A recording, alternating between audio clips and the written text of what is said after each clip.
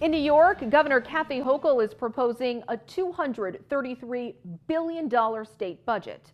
ABC 22's Jamie DeLine breaks down how much the governor would like to spend on some of her top priorities, including housing, affordability, and crime. But the governor also addressed another issue that's affecting New Yorkers. Here we go. During her executive budget presentation, Governor Hochul discussed the migrant crisis. Because the number of migrants and the expenses have only grown, I am proposing that we draw $500 million from state reserves that are intended for one-time emergencies like this. This will help manage the migrant crisis for a total of $2.4 billion.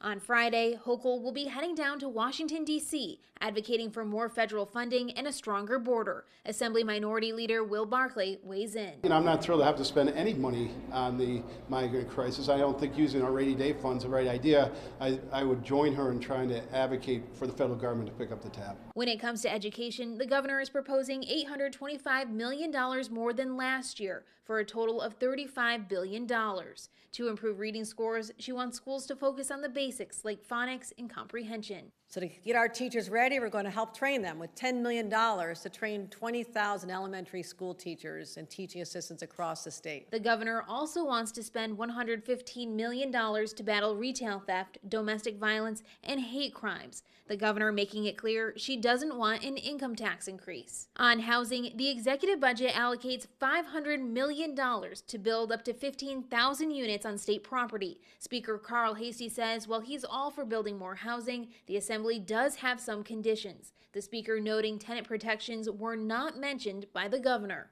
As I've said to everyone, I've said it to all of you, and I'll say it again. When you want a housing deal, there's got to be something in it for developers and tenants and labor alike for the Assembly to agree. Over the upcoming weeks and months, lawmakers will be negotiating these proposals. The final state budget is due on April 1st. Reporting in Albany, I'm Jamie DeLine.